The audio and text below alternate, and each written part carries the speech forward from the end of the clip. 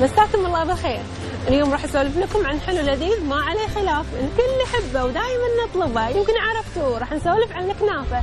الكنافه اللي زينوا فيها موائد الملوك، كانت من اشهر حلويات اللي تقدم حق الملوك. تخيلوا الحين الكل يطلب الكنافه والكل يحب الكنافه. تدرون من اول من اخترع الكنافه؟ اخترعها الفاطميون. صراحه المعلومه وايد حلوه ومهمه. في الوقت الحالي الكنافه من اشهر الحلويات في بلاد الشام ومصر، يصنعونها من طحين الفرخه.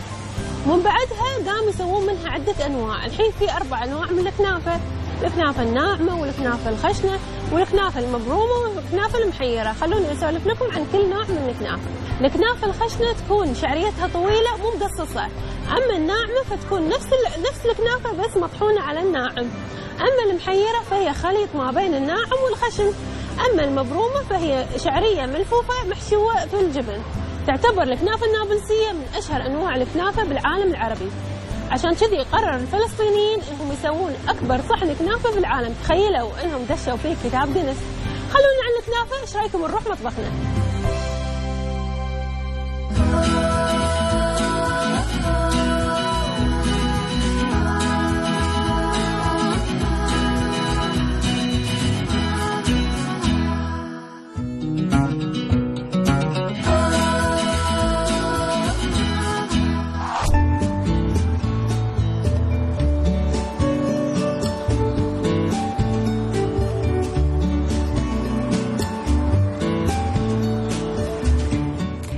يا هلا ومرحبا. اليوم رحنا نحكي عن الصماغ. الصماغ طبعا اكيد الكل شايفه لونه احمر باودر يكون، ولكنه كان نوع من الصماغ اللي هم بعضهم يقدرون يسممون الشخص، فلازم ننتبه انه نشتري صماغ بس من محلات اللي يعني مثلا من العطار او من مكانات اللي مخصوصه لهذا الشيء. طيب خلينا نشوف البحوث شنو مراويه بالنسبه للصماغ. اول شيء طبعا الصماغ قيمته الغذائيه جدا جدا قليله بالنسبه للكالوريز السعرات الحراريه. ثاني شيء يحتوي على الفيتامين سي، هواي غني كثير غني بالفيتامين سي. وثالث شيء يحتوي على الانتي اوكسيدنت، مواد الاكسده اللي منهم التانينز. حسب بحوث اللي صايره في 2013 في امريكا، الناس اللي كانوا ياخذون 3 جرام من الصماغ على 3 أشهر قدروا ينزلون مستوى السكري مالتهم. هذول الفئة كان عندهم السكري، كانوا يعني مصابين بالسكري بس ما كانوا ياخذون أدوية، فنزلوا السكري مالتهم. في بحث ثاني صاير في مونتريال كندا وقادر يراوي أنه الناس اللي ياخذون صماغ تقريبا 1 جرام اللي يعني تقريبا نقدر نقول 1 على 5 من خاشوقة صغيرة أو ملعقة صغيرة مال الشاي، 1 جرام باليوم مدة 4 أشهر، قدروا يسوون الإصابة مال الشرايين، يعني نوبات الدماغية داريد أو نوبات القلبية تكون أقل عشان مواد ضد الأكسدة اللي موجود بالصماغ. ثالث شيء الناس اللي عندهم سكري، في بحث صاير وياخذون الصماغ ويا الرمان، يعني مع بعض يخلطوه على الريق، خاشوقة واحدة أو ملعقة صغيرة 5 مليلتر على الصبح على الريق. هذا الشيء يخلي انه السكري مالتهم اكثر يسيطرون على مستوى السكري خلال اليوم، ونفس الوقت بعد الاكل اذا ياخذوه ينزل من مستوى السكري بعد الاكل. الحين هنشوف منو اللي ما لازم ياخذ الصماغ. الناس طبعا اللي عندهم حساسيه بالكاجو او بالمانجو اكثر الاوقات عندهم مشاكل ويا الصماغ، يعني عندهم حساسيه ويا الصماغ. ثاني شيء الناس اللي عندهم حرقه بالمعده لازم ينتبهون لا ياخذون الصماغ. ثالث شيء الناس اللي ياخذون ادويه للسكري لا يكثرون من الصماغ. شكرا.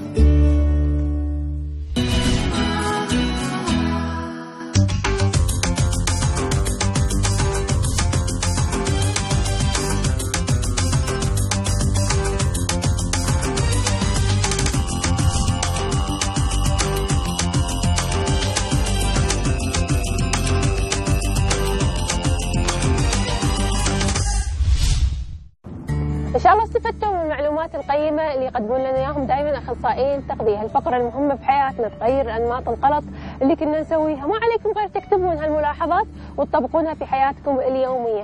إن شاء الله اليوم راح أسوي لكم كالعادة أطباق خفيفة صحية كذي وما في وايد مكونات مثل ما عودناكم. موسم خفيف على قلوبكم، إن شاء الله بعد الفقرات تكون خفيفة على قلوبكم. راح أسوي لكم دياي صلصة ماسترد وايد لذيذ، مع أن مكوناته جدا بسيطة مثل ما تشوفون قدامنا، ما في وايد مكونات. صدور دياي، عندنا ماستر ديجان، عندنا ميبل سيرب، وعندنا هني زعتر فريش، عندي هني ملفوف صغار للتقديم، وعندي هني صلصة خل البلسمك. راح نستخدم الملح والفلفل أصدقائنا الدائمين معنا في المطبخ، يعني صدور دياي ويا الماسترد ميبل سيرب ويا الملفوف والزعتر ويا خل البلسمك والملح والفلفل. راح نخلط كل هالمكونات ونحطهم على صدور الدياي.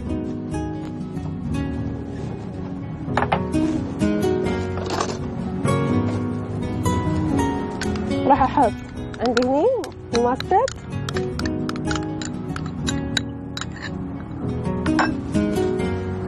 الميبل سيرب، نفس الميبل سيرب هو نفس اللي قاعد نستخدمه حق البانكيك، هو نفس الصوص.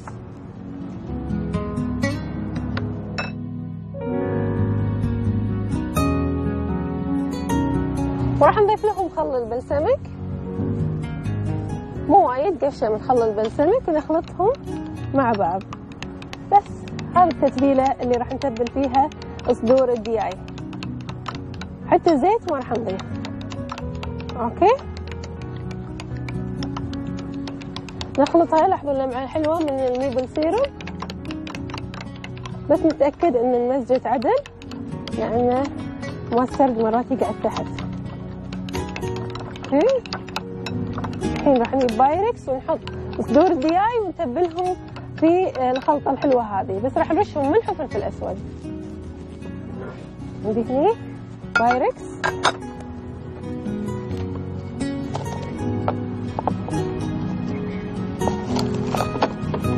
مثل هذا.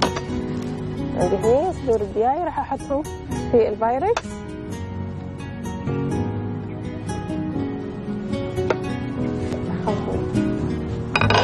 راح نرش عليهم الملح والفلفل،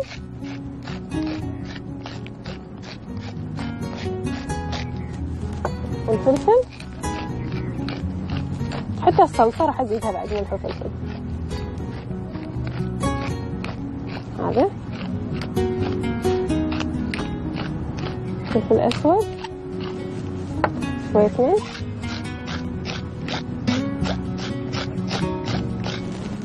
نخلط ونصبها على صدور الدياي. ندخلهم الفرن نص ساعة على درجة حرارة 180 لغاية ما يتحمرون شوي ويستوي الدياي.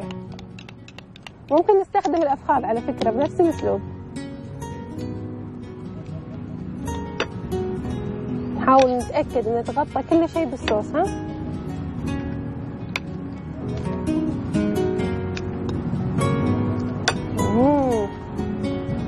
جربوها.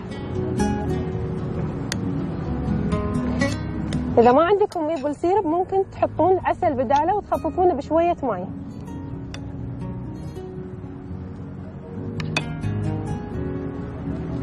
هذه صدور دياي غرقناهم بالصلصة. أنا محضرت لكم واحد من قبل راح أوريكم إياه الحين، بس راح نحضر الملفوف نقصصه أنصاف. طبعا هذا بيبي ملفوف صغار، راح نقصصه أنصاف ونحط له شوية زيت زيتون ويا ملح وفلفل، ونقلبه على الجريل لغاية ما ياخذ علامات الشوي. أحيد قطاعة وقصصهم أنصاف بالشكل هذا. تقدرون تسلقونهم شوية إذا حسيتوا إنهم يابسين، بس أنا حبيت إن ناكلهم كذي كرانشي، يعني كأنه قاعد تاكلون سلطة.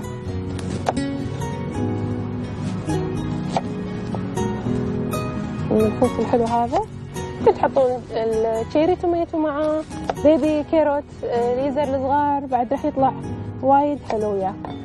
على طول على الجريل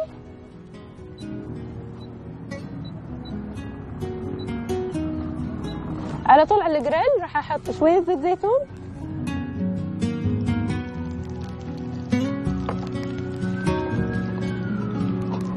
وانزل الملفوف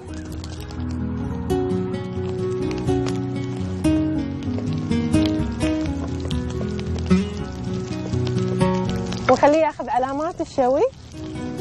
راح نتبله بالملح والفلفل الاسود.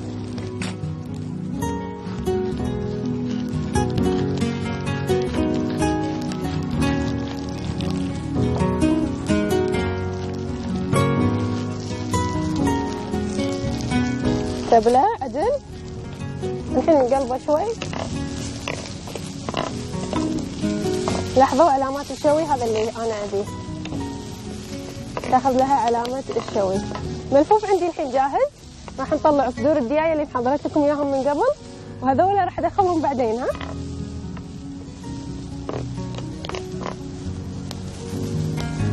هذا الملفوف عندي جاهز، نحاول نقلب كل الحبات اللي ما تقلبوا.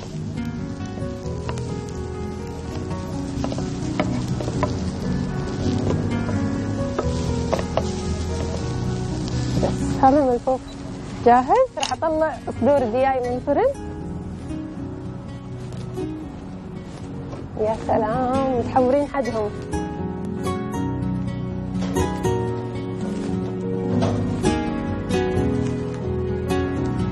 شوفوا دياي شلون عندي قاعد يبقبق، ها مستوي على الاخر وما يبي له غير نقدمه. طبعا انا لاحظت اني ما حطيت الزعتر فوقه، وقت التقديم راح احط الزعتر. هذا طبق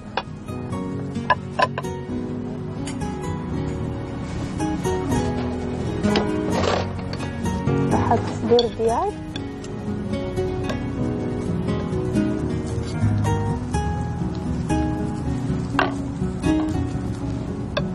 بعد واحد ثاني،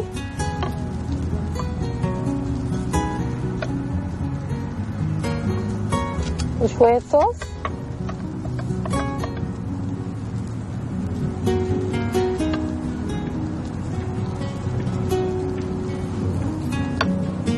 وراح نحط عليه شوية زعتر، زعتر أو روزماري على حسب شنو تحبون.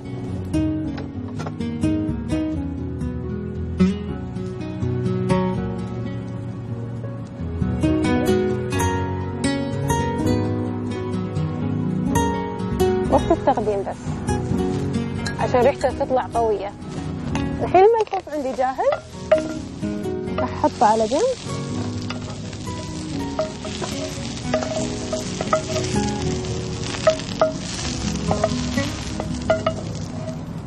هذا طبقنا جاهز الحين، ايش حالاته؟ خلونا نروح فقرة رياضة ونرجع نكمل وياكم.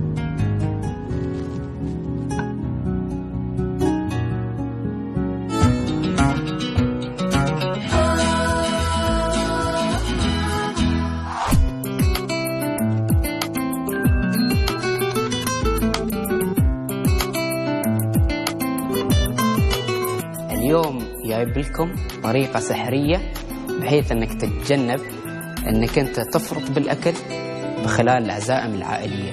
طبعا كلنا عايشين في مجتمع عربي يتكون من اكثر من فرد في العائلة، ووقت التجمع العائلي ما تقدر تمسك نفسك انك انت تحرم نفسك من الاكل، او ان الناس بتضحك عليك ليش ما تاكل، ليش ما تسوي، عيب وها، فانك تتجنب هالشيء. عندي طريقة لكم سحرية اسميها، هاي الوصفة السحرية.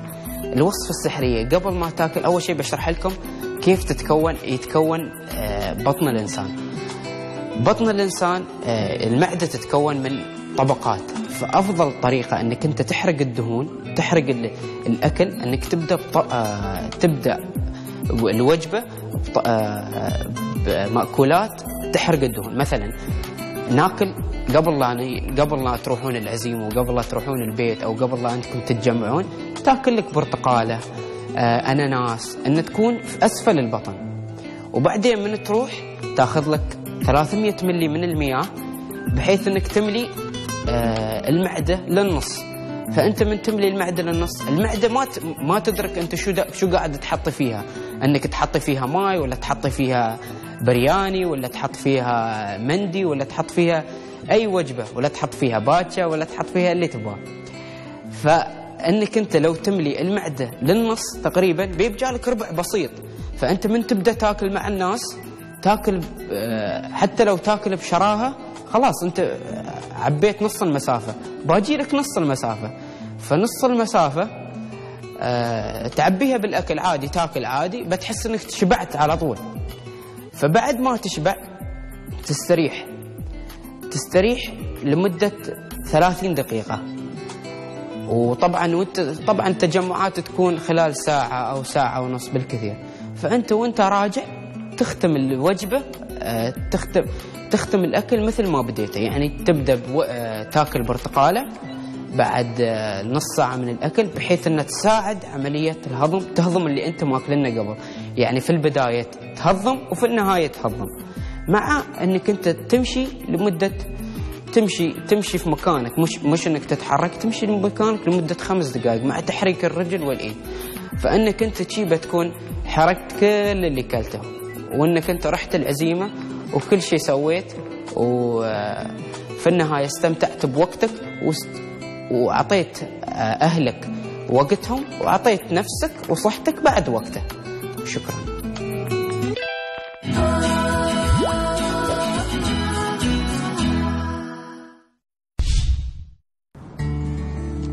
راح أسوي لكم اليوم طبق وايد حلو وصحي بنفس الوقت ولذيذ وما ياخذ منا وقت وممتع. يعني حلو كسناك، ممكن ناكله احنا طالع موفي، ممكن ناخذه معنا الدوام نتسلى احنا واصدقائنا فيه.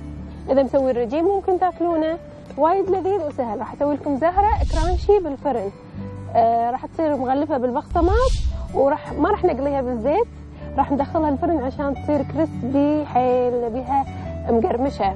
طبعا في امكانكم انكم تسلقون الزهره، بس انا حبيت انه اليوم كل شيء يصير خفيف على المعده وحلو وسهل وبسيط وما ياخذ منه اي وقت.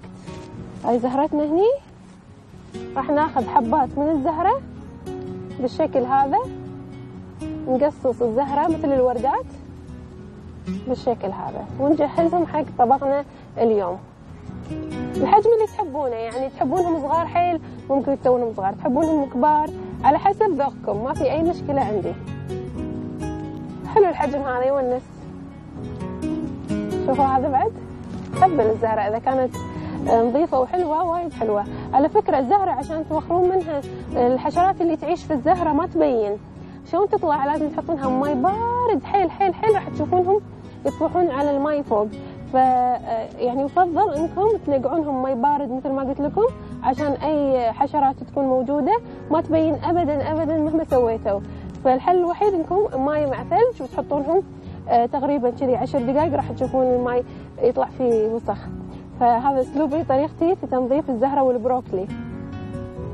حتى الملفوف نفس الاسلوب على فكره، مو ماي حار، ماي بارد. اوكي.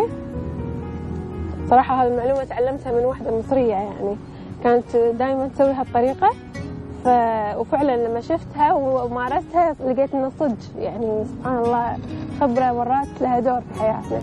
الحين عندي جبنه البرميزان، راح ابشرها تقريبا نحتاج 3/4 كوب، مع كوبين من بقسماط البانكو. اوكي. جبنة البرميزان،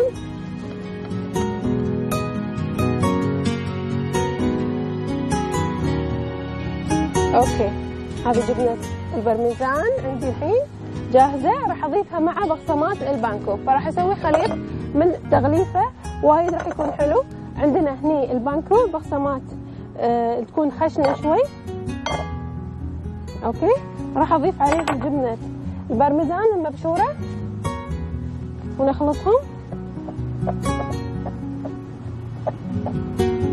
راح اضيف لهم اعشاب على حسب ذوقكم. انا استخدمت هني الزعتر، التايم، زعتر التايم ويا الاوريجانو. التايم ويا الاوريجانو على حسب ذوقكم، ممكن تستخدمون الاعشاب الايطاليه الميكس، ما في مشكله. هذا الخليط الحين عندي جاهز. ممكن تضيفون عليه البابريكا، ممكن تضيفون الفلفل المجروش الأحمر الحار المجروش على حسب طبعا الذوق. رشة من الملح وبس. هذا خليط عندنا البانكو الحين جاهز. راح أسوي خليط البيض، راح نستخدم بس بيض، نخلطه. راح اغمس حبات الزهره في البيض، بعدين راح اغمسهم في البانكو. طبعا مجهزه صينيه فيها ورق زبده ومحاطه الفرن على درجه حراره 180 عشان بعدين ندخلهم الفرن تقريبا ياخذون لهم نص ساعة عشان يصيرون كرانشي ومتحمرين من فوق ومن تحت. هذا البيض الحين بعد جاهز. اوكي مثل ما قلت لكم راح ناخذ حبات الزهرة اغمسهم في البيض وبعدين في البانكو بقسماط، بيض بقسماط. اذا تحبون الطبقة سميكة ما عليكم غير تغلفونه مرتين. شلون؟ نحط مرة ثانية الزهرة داخل البيض بعدين نرجع نحط مرة ثانية نحطها في البقسماط، تصير عليها طبقة أسمك من اللي قبل. هذه حبات الزهرة عندي الحين جاهزين، مثل ما قلت لكم جهزت لهم صينية فرن وعلى طول في صينية الفرن. أقول لكم بعد نحطهم في البيض تالي في البقسماط. راح أكملهم كلهم أنا.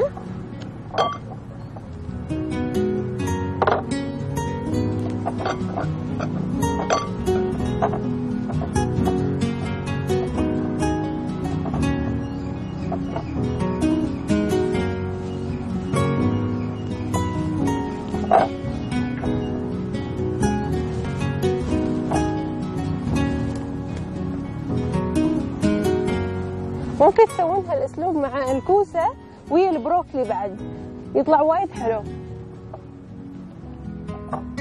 فممكن تسوون ميكس من الكرانشي، كرانشي الزهره،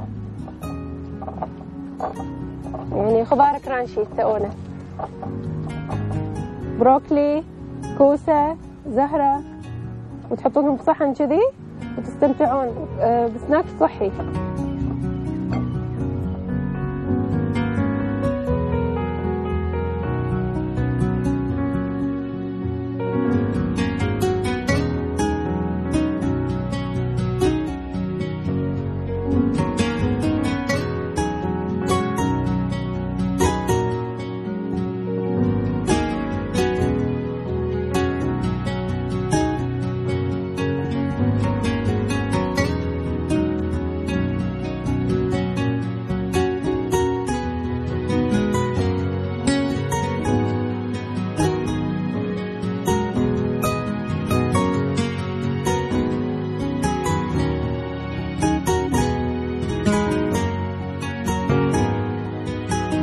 الحين راح ارشهم بزيت الزيتون وادخلهم الفرن. شوية زيت زيتون، رشة خفيفة من زيت الزيتون، يعني على الأقل كل واحد يحوشها شوية.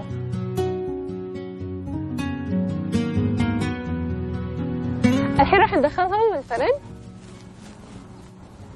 اوف ما مسوي داخل، انا محضرة واحد من قبل.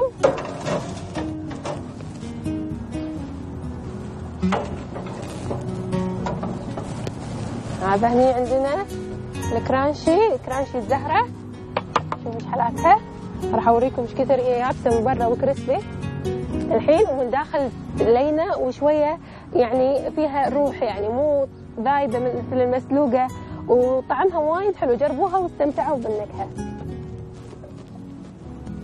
جاء طبق راح نقدم معاها اي صوص تحبون. انا استخدمت صلصة الحمراء الإيطالية الجاهزة، البرطمانات الجاهزة. ممكن تستخدمون أي صوص تحبونه، ممكن تفرمون شوية طماط مع فلفل حار ويا شوية ماي وفلفل ملون وليمون وخل وتقدمونها معه.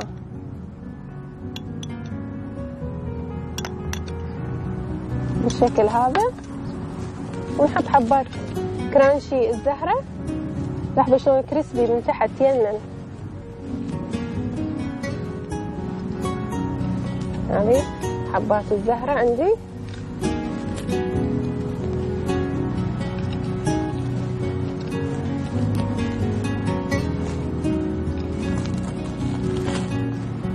شوف شلون كريسبي.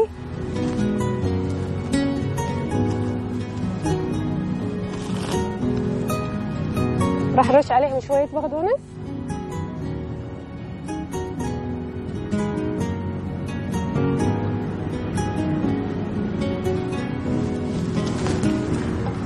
هذا طبقنا اليوم، شاء الله عجبكم السناك اللي سويناه واستمتعتوا فيه. لا تروحون بعيد، بعد البريك راح اسوي لكم مافن الموز.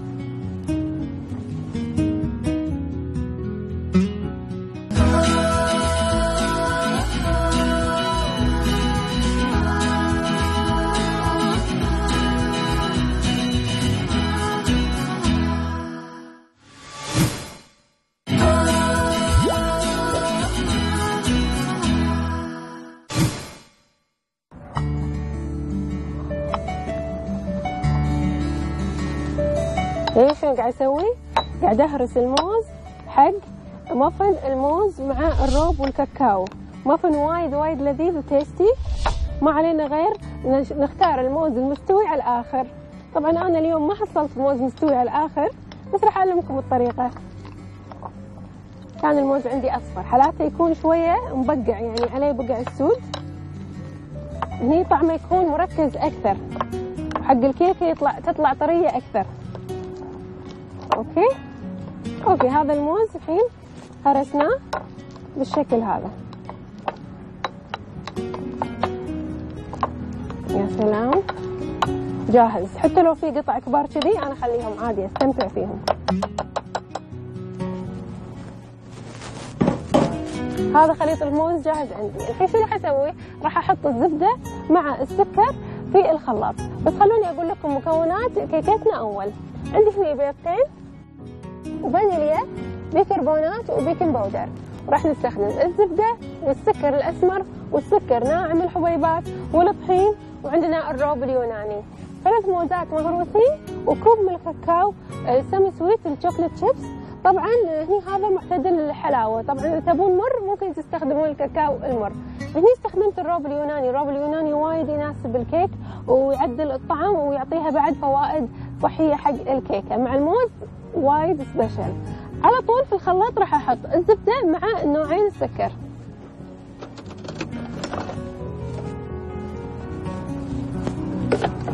راح احط 4 قفاش من الزبده ونوعين السكر الاسمر والابيض.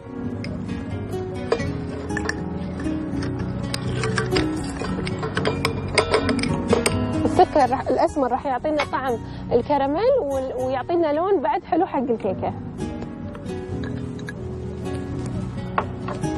راح اخلطهم لمده 5 دقائق.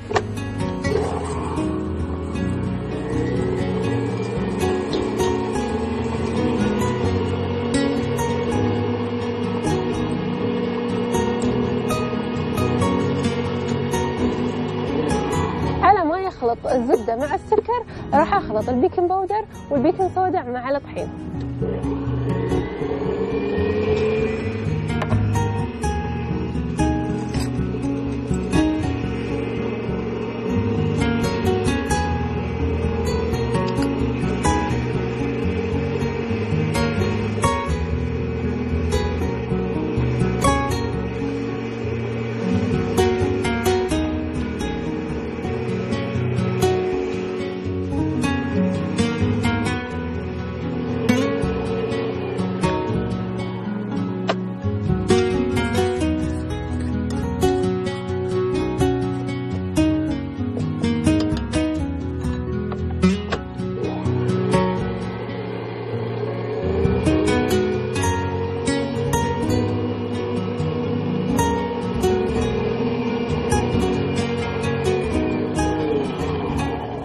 بعد 5 دقائق راح اضيف البيض بالتدريج، بيضه بيضه.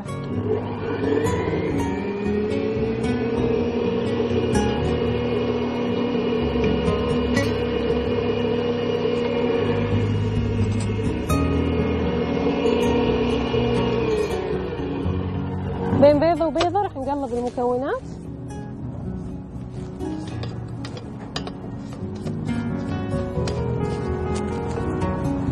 عشان نتأكد انه ما في اي كتل من السكر.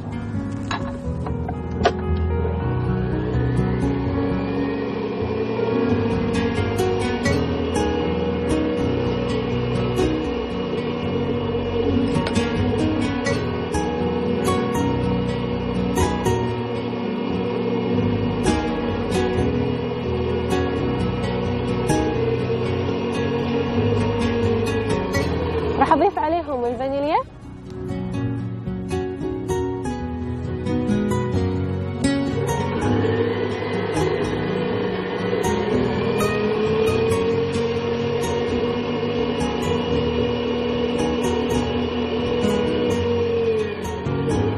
أضيف مهروس الموز، تالي راح أضيف الروب اليوناني مع الطحين بالتناوب.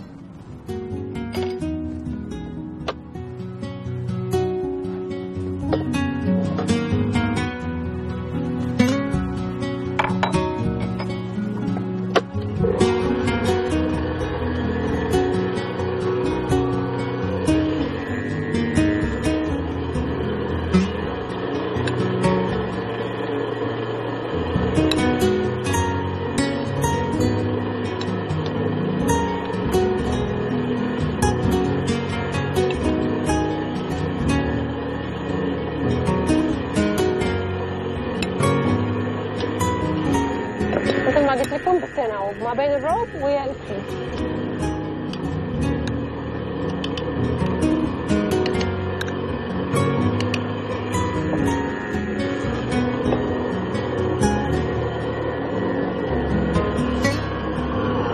على سرعة خفيفة عشان ما نتوسخ.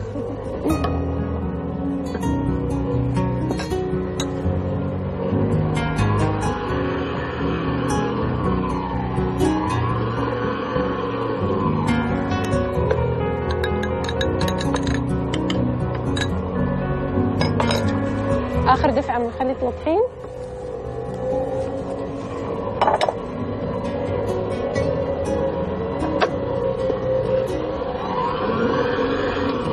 ما راح أبالغ في الخلط، راح أكمل الخلط بيدي.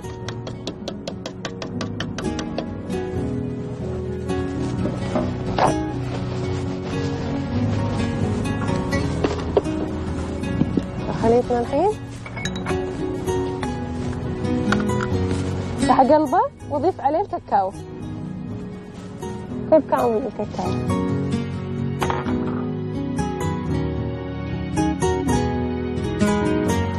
طبعا هالمرة استخدمت قوالب المافن المربعة مستطيلة، شكلها أحلى مع مافن الموز، تعطينا شكل وايد حلو. راح أوريكم إياهم الحين بعد ما نخلط خليطنا الحلو هذا. لا تبالغون في خلط الكيك بعد ما تضيفون خليط الطحين، خلاص بس مجرد تقليب يدوي، بس تتأكدون ان كل المكونات تجانسوا مع بعض. خليط المافن دائما يكون ثقيل، مو نفس خليط الكيك العادي، دائما يكون ثقيل قوامه. طبعا الطحين بعد لازم ينخل على الاقل مرتين عشان يطلع لنا كيك هش وخفيف على المعده. اوكي، عندي قوالب المافن هذه راح اعبيها ل3 أرباعها.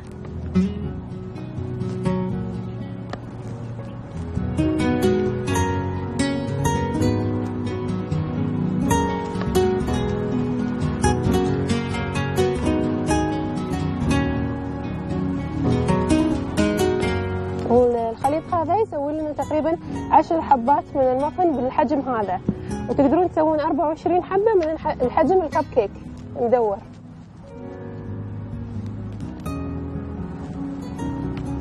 راح أكمل الباقي.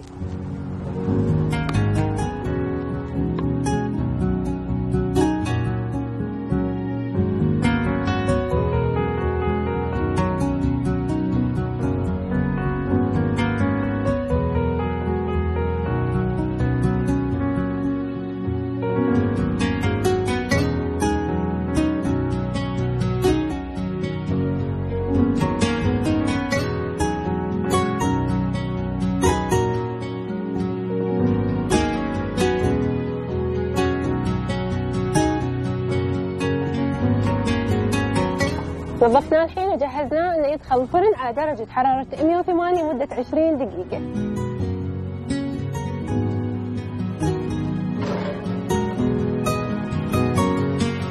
حضرت لكم مافن من قبل ومبردته ومجهزته. هذا مافننا اليوم، ان شاء الله عجبتكم الطريقة، جربوها واستمتعوا بنكهة الموز الحلوة مع الكاكاو. لا تروحون بعيد، بنروح فقرة الشيف العالمي وراجعين لكم.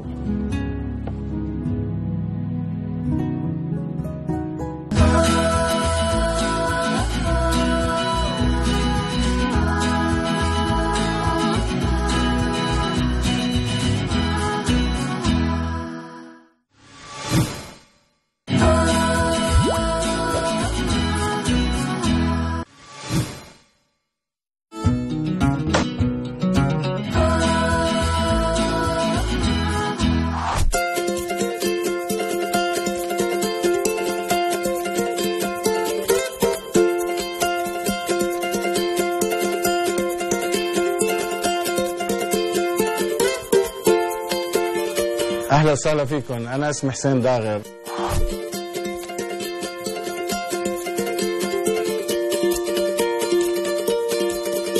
الشيف العربي ببرج العرب مطعم الايوان. اليوم راح نقدم لكم طبق حلو ان شاء الله يكون ينال اعجابكم. راح نسميه اليوم هو كنافه بالجبن. كنافه بالجبن هو نوع رئيسي لكل البوفيه العربي. اكثر الزباين العرب هي اللي بتحبه. المكونات تبعيته هي الكنافه والجبنه العربيه وشويه القطر والمكسرات عليه.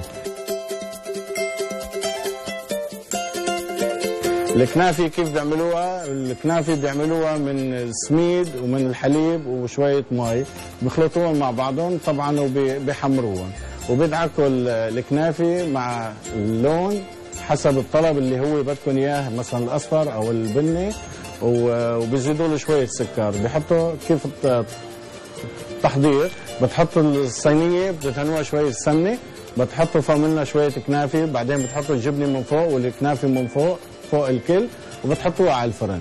بس دخلوها على الفرن طبعا راح تكون الفرن نار هاديه شوي، تقريبا 20 دقيقه ليتحمر الوجه. بس تطلع من الفرن بتكونوا مجهزين القطر انتم. القطر هو من السكر والمي وشويه ليمون. بتشيلوا القطر بتحطوه فوق الكنافه من فوق، بتسقوهم فيها وبتقطعوها وحسب الطلب. كل واحد بحب يكون الكنافه حلوه زياده ولا ناقصه ولا عاديه.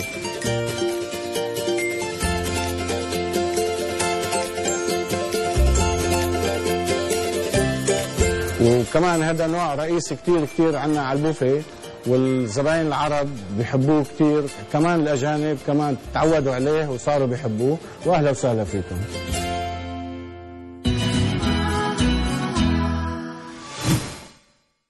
إن شاء الله استمتعتوا بفقرة الشيف العالمي، واستمتعتوا بعد في حلقتنا اليوم. مثل ما تشوفون سوينا لكم زهرة كرانشي ومع الدياي في صلصة الماسترد والميبل سيرب. أحلى شيء اليوم كان مفن الموز. لا تنسون رشة حب على طباخنا تخليها أغنى وأجمل وأحلى. أشوفكم على خير ومع السلامة.